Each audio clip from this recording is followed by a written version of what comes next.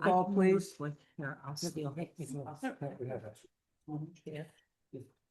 We do apologize for the late start there. Roll call would be Mr. Bacon,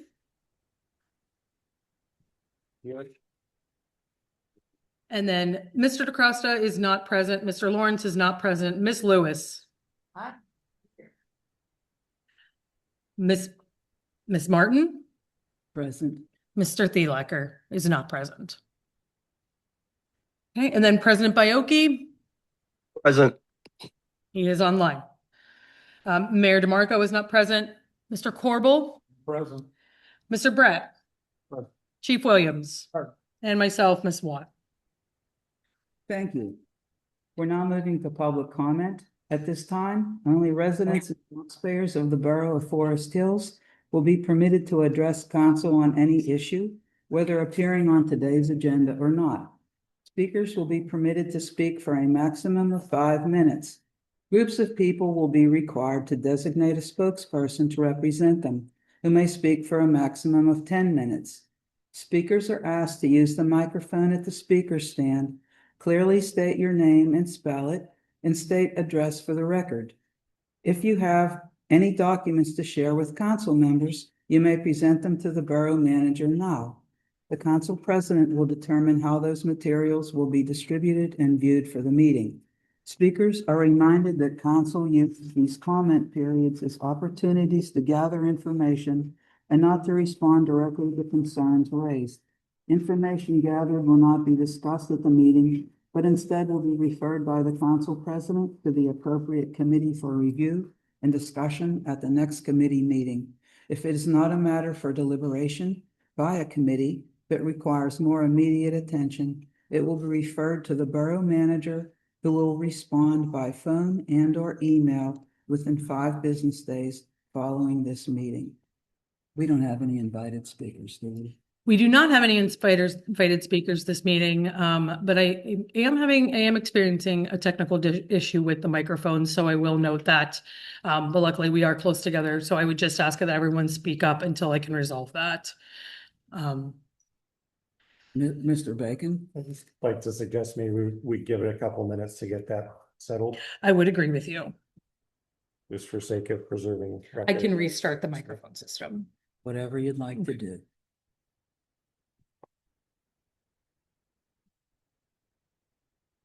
I will warn you all, there will be a loud noise.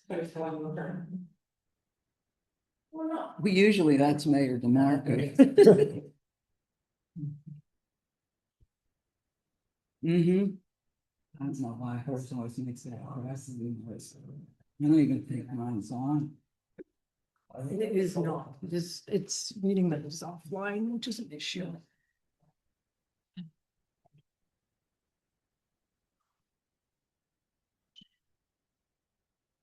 What did we do before computers, you know? Things are much simpler.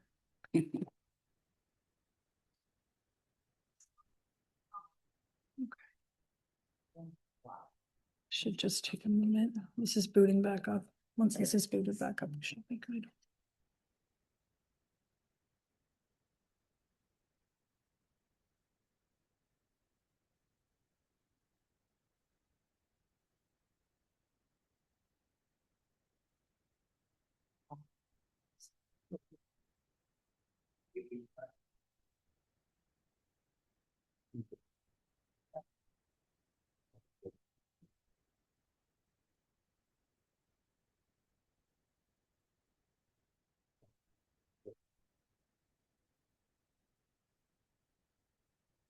Okay, Are we good? you should be here in just a moment. Okay. This is once this Just a boots little back long. up, yeah.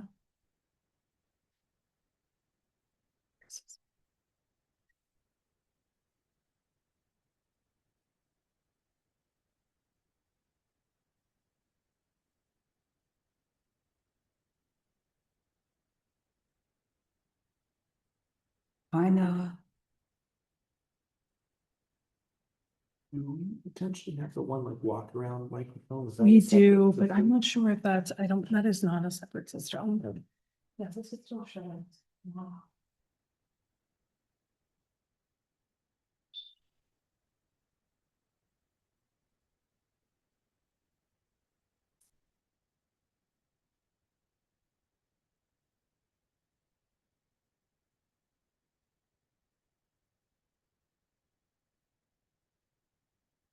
That's an We didn't. I guess we had one. Vacation.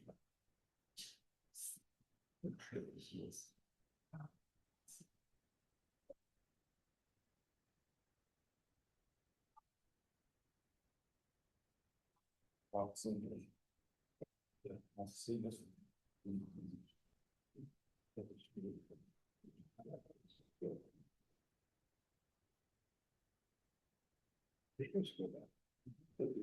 Okay. Angelo wrote that he can hear everybody perfectly, so You can hear everyone Yeah. on there. what is the issue then? None of these are working. Now they're working. Okay, I think we're up. now. All right, Good? there we go. Now we're better. Okay, So, perfect. Even though okay, it's starting to load now too. Okay, we're fixed. All right, any speakers? we're back in action.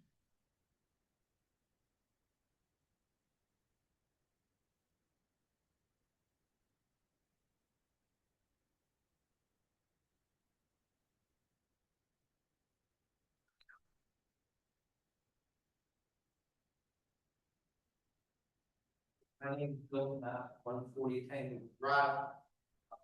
Continuing on with this situation involving, the debris that was removed, after the storm, which left it to the residents of the borough to remove that, which we did. And April 15th meeting, you can go back and you can look at tape. Dawn Madera came in here and she attested to the fact that 3 of us did remove that debris. And that enabled Duquesne Light to get their trucks back in there and restore the power. Now, we got no help from the public works here. We got no help from the president, Yoki. We got no help from Mike Smith, who is the working foreman associated with public works. You all have a copy of this? All right, this is the report detailing at least the hours that were put into play by the members of the department. And I mentioned Mike Smith, because he's on there, and he is the working foreman. So we're in a situation where the power is out. I am contacting members of council, Steve Morris from the Congress today. Donna Medeiros comes to me. And we're outside in Dolphins and says, hey, Bill, just talk to Duquesne Light. By the way, anybody could have done, just call them up. Yogi didn't call, Mark didn't call, Mike Smith didn't call, but we did. And she gave the following response. Duquesne Light said, we can do nothing until the borough removes that debris.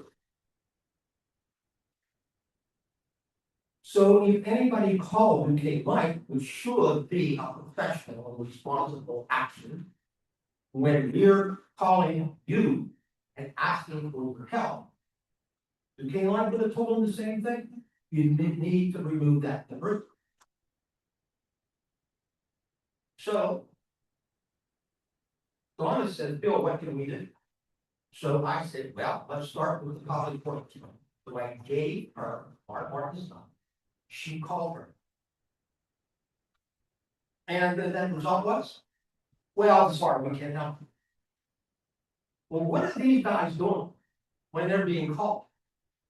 Are they out fishing? Are they in a playground? No, they're working in the borough.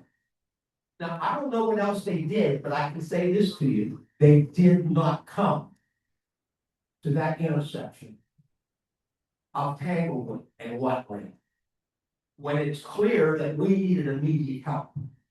And Donna Madera stated that one of her main concerns was a 102-year-old lady, all right, who was without power. So we did nothing. Okay, now, and heck, a month later, we get a phone call from her. And she goes on a rant. She's on speakerphone, and my wife can hear the entire conversation. And she proceeds to call me a liar. Are you kidding me? a council person called you up and called you a liar. And what did she say I was lying about? You did not remove that debris. That's funny. That's funny because Dawn Damaris was in here and said that we did remove that debris. 3 residents from the borough with no help from the borough public workers. So you just say to yourself, what is going on? And I consider what happened to be a threat because what she said was, I have photos and I have witnesses that show that you did not do it. Calling me a liar. She wasn't there. I don't know who she has got the pictures from or who told her that I did that. But man, you could come after me like that, you're making a big mistake. That was amazing. So now we continue on. Who shows up later on? Yogi. What does he do? He doesn't call me anywhere. He doesn't call me up to complain. But he takes some pictures and then turns around and says something to the effect that, "Can we do some work?" I'm sorry, your 5 minutes are up. Okay. Thank you. I'll continue. Thank you very much. You're welcome. Anyone else? Ms. Martin, We're gonna start the meeting, Ann. can I just chime in to just say for the record that No, Mr. please. Tomasek is not the only one without power. That's all. Okay, thank you. We're gonna start the committee reports. Operations and policy, there's, Mr. Lawrence has tabled everything until September. The finance committee, Ms. Lewis, will you take that? Or Mr. Bacon? Is there I anything to defer to report? Mr. Bacon. Okay, thank you. And I will defer to Ms. Watt if there's anything she'd like to explain about the just budget It schedule. gets that we easier discussed by the today. minute up here, doesn't it? Yeah, so this afternoon, the finance committee met, and as a part of that meeting, we discussed the 2027 budget schedule, as well as the upcoming meetings for the budget process. So the upcoming meetings will be advertised. Most of them have already been advertised because they are agenda setting meetings, much as like tonight. And the other budget work sessions will be advertised in the Pittsburgh Post-Gazette and will be available online here as soon as possible. The first upcoming meeting will be on August 26th at approximately 2:30 p.m.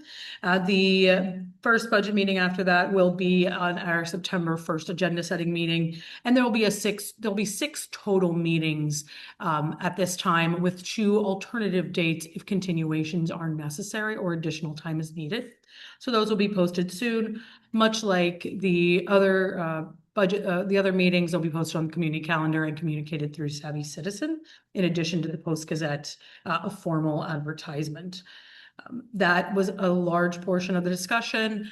Another portion of the discussion was a full movement to electronic payments potentially with a company called Corpay.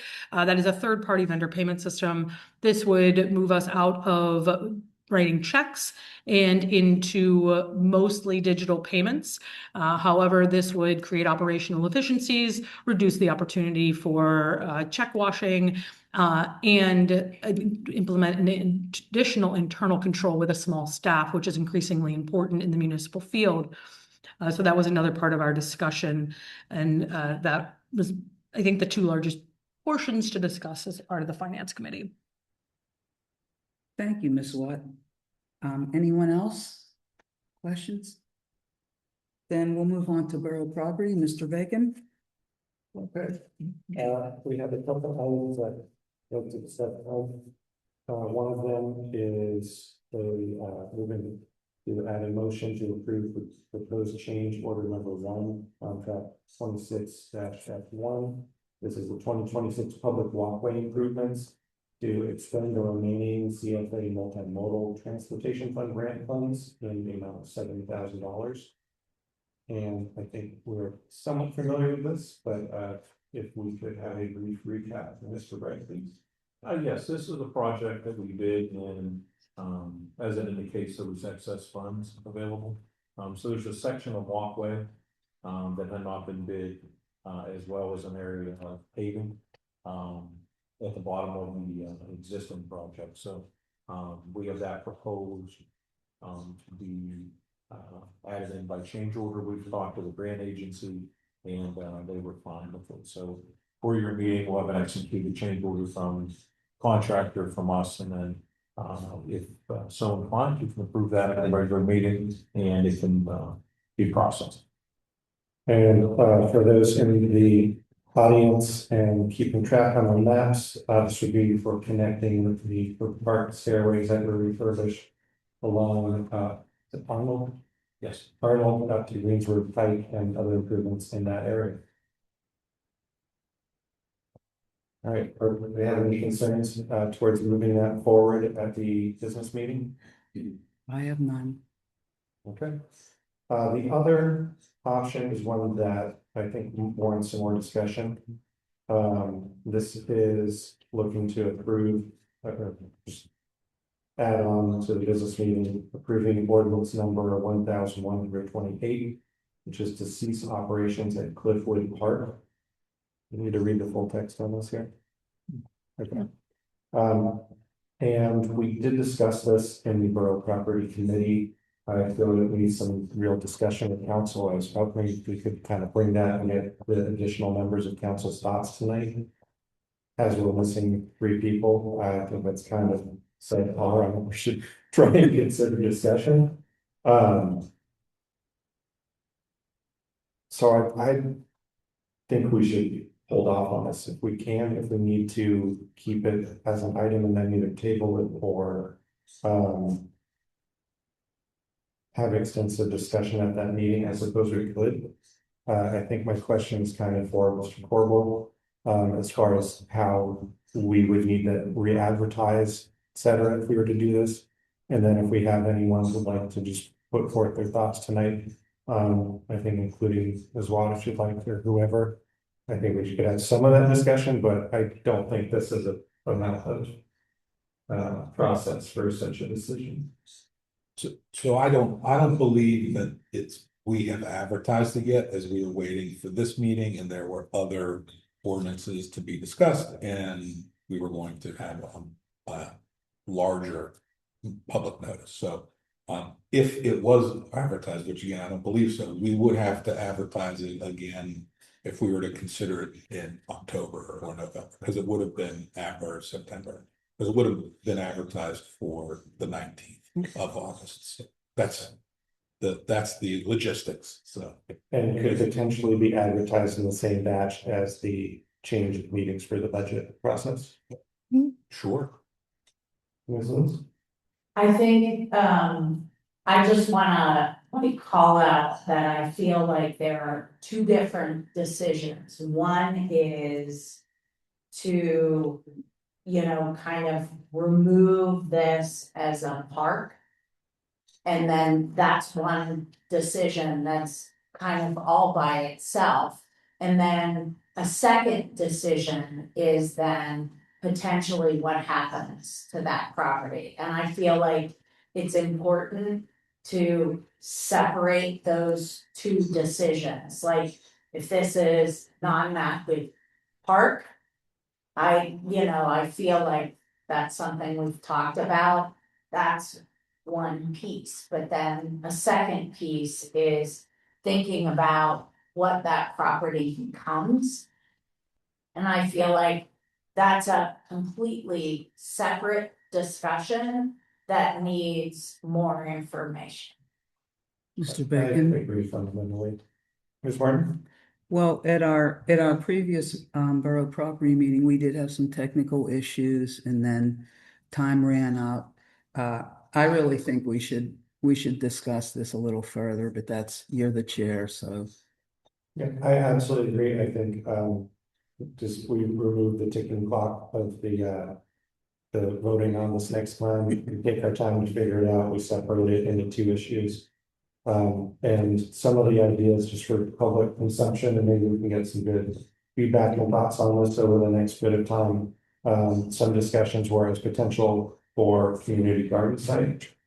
Also the fact that this actually runs right up against, Yost Boulevard with a maybe Paper Street connector that could someday, if there's a grant or something like this, or Yost Boulevard gets some sort of actual pedestrian,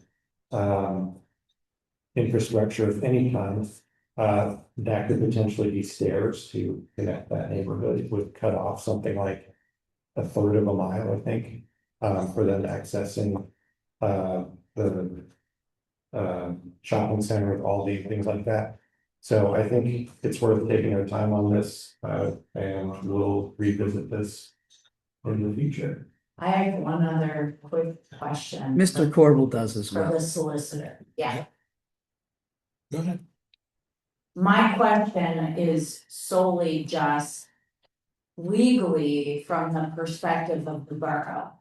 If, like, whether we call this a park or the borough just owns the property, what is the difference, if anything, between having a piece of property declared as a public park versus the borough just owns the property and we've withdrawn this property as a quote unquote public park? Yeah, I mean, the way I am envisioning this is that we are at this point closing the property, eliminating its use as a park for the public based on several items, right? The dangerous equipment which we are removing and other items. But that doesn't mean that the property will forever be overgrown, et cetera, right? So we have to consider, and this is what I was going to chime in about, there's a state law called the Donated and Dedicated Property Act that deals with properties that have been provided to the borough or municipalities and they have been dedicated for some public use. So it doesn't eliminate how we handle it on the front end with this. It does impact how it can be dealt with after. We would say, we're just gonna shut this down for the moment while we figure out what's going on. We don't want anybody to be hurt. And in addition to that act, there's also the potential that the deeds may have some restrictions therein as to how the property can even be used. So we haven't pulled those. That's sort of step two. If council wants me to start to do that, we can do that and pull those deeds to see if there's anything else in there that would restrict the usage of it moving forward. So I doubt that there's anything other than saying it's for public purposes, et cetera, which means you could do anything so long as the public still had access. Yes. So just simply by, just so I understand and just for clarification. Yep. So if we were just to decide and pull this back and indicate that this was no longer a public park, it would be borough-owned property, but that the public could not expect that they could visit this park, and that would potentially eliminate our liability from having to maintain it to a standard such that the general public could enter and participate on this land without injury. Is there a day, like, you see what I'm saying? Yeah, so the borough has immunity under the Tort Claims Act, but there are several exceptions, and one of them is borough property. So property that we own, whether it's a park or not. If someone were to use the property and get injured, there's a potential that we may have liability there. So when we're doing something like this, and I'm pretty sure Krista and I talked about this briefly, but you're probably going to want to put up signage that says the park is closed, not open to the public, or enter at your own risk. You probably also want to walk the property and make sure that there aren't any other dangers on the property that weren't obvious when we looked at the equipment, etc. And if there is, try to ameliorate those items, remediate them, and or And if it's something that someone could fall into, I mean, again, this isn't something that's there, but if a giant hole, you would make sure that you covered it or put extra signage or barriers there.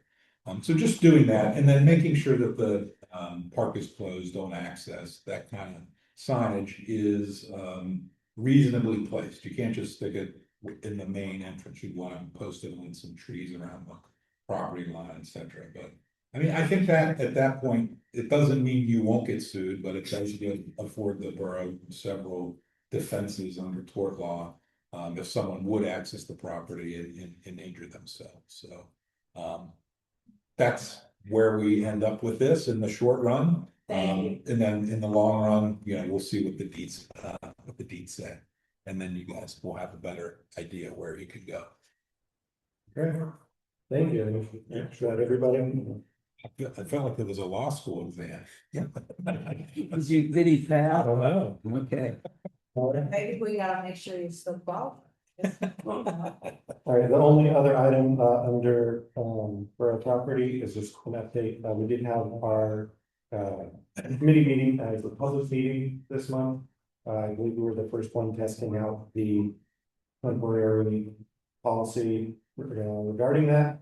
It generally went pretty well. We had several people attend. I think our one feedback for improving future ones is that trying to do it in the council chambers here, while most people are remote, is actually very awkward.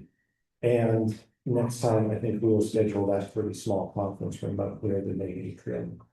Just as it's a much better setup for majority remote attendance. And that concludes borough property. Thank you, Mr. Bacon. Planning and zoning, Ms. Lewis? So the only thing is that we did receive, a VPRP application for Angelo Lane. Regarding a vacant lot parcel that has been reviewed by all the members of planning and zoning. And I am not sure, because I've not ever dealt with this in my tenure, what the procedure is for moving it forward. But we have all reviewed that, and so my recommendation, as with my colleagues on the Planning and Zoning Commission, is that we move that to the council for a full review and decision. Ms. Lewis, if you don't mind, we would put a resolution on the next meeting, if that would be the vision of planning and zoning, and the resolution would read that the borough is in support of this and it's in alignment with our comprehensive plan, which for everyone in the audience, and for council as a whole, this plot of land is essentially an inner plot of land, a parcel. So you see it does not abut a public right of way. In our comprehensive plan, we discuss absorbing green spaces and turning them into usable green spaces, but the individual looking to absorb this lot already owns the 2 lots here. And this is the lot that they're looking to take on, which they already currently maintain as well. So, and my understanding, Ms. Watt, just for clarification, is this lot is adjacent to this property owner's personal real property that they own and maintain now, although not their principal residence, but they maintain a lot in between, and they're looking to basically expand their yard. Mhm. And they've been maintaining it like that. To me, that feels like a no-brainer. To allow them to move forward. Sounds good. Thanks. Thank you. Does that finish your report? It does, thank you. Thank you. Moving on to Public Works. We have a motion to approve resolution number 1306, authorizing the filing of an application for funds with the Redevelopment Authority of Allegheny County for a GEDTF grant in the amount of $500,000 for pollution reduction plan improvements. We can't vote on this tonight, but just to let everybody know, we're planning to file a grant for our pollution reduction plan. We had to announce it at this meeting. Any comments? Okay, yeah, we can't have a vote on that. Okay, some recommended motions for next time. Unfortunately, we had, such a high, quote for the fire department grinder pump. So we won't have the, bid totals until next Thursday. Is that correct, Mr. Brett? Yes, it is. So we would like to, if that's in line with what we have budgeted, we would like to bring that up for a motion then at the business meeting. And then another recommended motion would be to advertise ordinance number 1130 to establish one-way roadways on Wilkins Road and Pacific Avenue, amend speeds posted on certain borough roadways, and amend the borough street map to rename service roads and unnamed alleys. This is a long time coming. Oh, yeah. Okay, yes, Just to clarify for the folks, paying attention. All of these things are already signed, I believe. They're just not enforceable until this is, actually passed, right? That is correct. So if for this ordinance and the next ordinance under public safety, ordinance number 1129, we are looking to possibly consolidate these ordinances actually to save money when it comes to advertising and pass them only once. But all of the items, with the exception of the borough street map and the renaming, have already been operationalized. So they are already in place. So these are not new changes, but changes that have been put into place and need to be codified. any other questions? Okay, well then, under the general report is just the road map, as you know, or may not. Our current road map is from 1970, and we're looking to do a little updating, and we have, named the unnamed alleys, so, hopefully we'll be getting street signs for that, because it's very difficult for people that don't know where they're driving to if there isn't a sign for the name of the street. So we've already gone over the other two items for the general report, and that ends my report. So for public safety, I believe this was something that President Baiocchi brought up, but Ms. Watt, would you care to comment on this? Yes, so this one in particular would prohibit parking at all times on the west side of Atlantic Avenue between Cook Park and Marion Avenue. Once again, an item that's already been operationalized and would just need codified by ordinance. It may be able to be combined with the other ordinance as well, so we'll look at that while we head in that direction. Any questions or comments on that? Okay, then, is there any old business anyone would like to discuss? Any new business? Yes, sir. And one item I'd like to add for the record, tonight is National Night Out. And last year, I believe I made the same statement that I don't think we should be having a council meeting on this night, but we should adjust accordingly. And we brought it up a few times, but did not actually make the change for this year, so I would like us to please consider that for next year. Thank you, Mr. Bacon. Anyone else? Well, then, unless there's any objections to adjourning the meeting? No objections? Meeting is adjourned. Thank you.